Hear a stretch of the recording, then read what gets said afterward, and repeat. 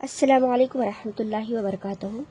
آج میں آپ کو سورۃ نازیات کی ٹرانسلیشن آپ کو سنانے جا رہی ہوں۔ ٹھیک ہے۔ بسم اللہ الرحمن الرحیم۔ اللہ کے نام سے شروع جو بڑا مہربان اور نہایت رحم والا ہے۔ ان فرشتوں کی قسم جو سختی سے جان نکالتے ہیں اور ان کی جو آسانی سے نکالتے ہیں، اور ان کی جو تیرتے پھرتے ہیں پھر لپک کر آگے بڑھتے ہیں،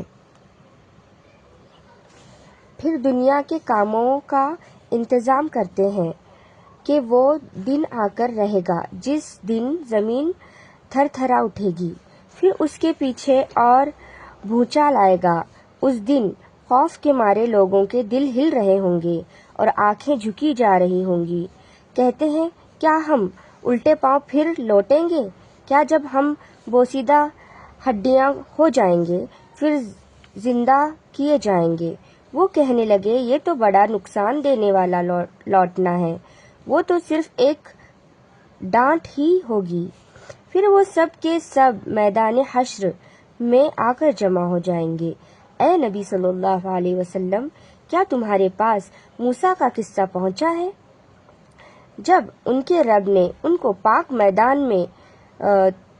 میدان طوا میں پکارا اور کہا کہ فرعون کے پاس جاؤ، وہ باغی اور سرکش ہو رہا ہے، پھر کہو کیا تو چاہتا ہے کہ تو پاک ہو جائے اور میں تجھے تیرے پروردگار کا راستہ بتا دوں تاکہ تجھ کو خوف پیدا ہو۔ پھر موسیٰ علیہ السلام نے اس کو اپنے رب کی بڑی بڑی نشانیاں دکھائیں، مگر اسے جھٹلایا اور نہ مانا۔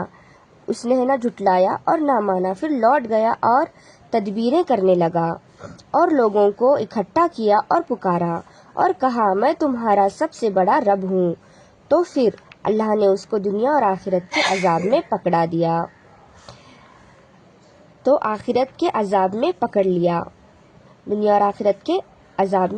پکڑ لیا اللہ نے اس کو۔ بلا شبہ اس میں بڑی عبرت ہے اس شخص کے لیے جو اللہ سے ڈرے۔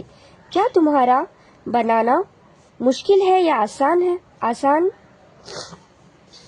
کیا تمہارا بنانا مشکل ہے یا آسمان کا؟ اسی نے اس کو بنایا، اس نے اس کی چھت کو اونچا کیا، پھر اسے برابر کر دیا، اور اسی نے رات تاریک بنائی اور دن کو دھوپ نکالی، اور اس کے بعد زمین کو پھیلا دیا۔ اسی نے اس میں سے پانی نکالا اور چھارا اگایا،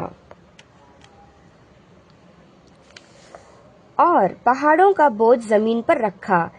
یہ سب کچھ تمہارے اور تمہارے چار پائیوں کے فائدے کے لیے کیا۔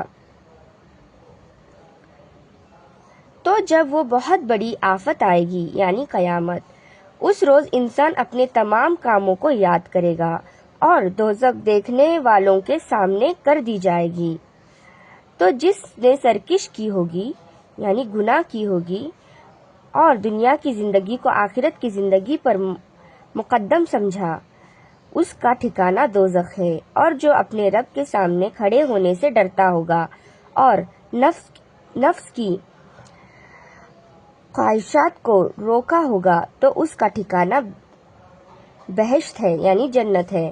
اے نبی صلی اللہ علیہ وسلم، لوگ تم سے دریافت کرتے ہیں کہ قیامت کب ہوگی، سو اس کے بیان کرنے سے تمہارا کیا واسطہ ہے؟ اس کا علم تو صرف تمہارے رب ہی کو ہے، تم تو صرف ڈرانے والے ہو ان کو جو اللہ سے ڈرتے ہیں۔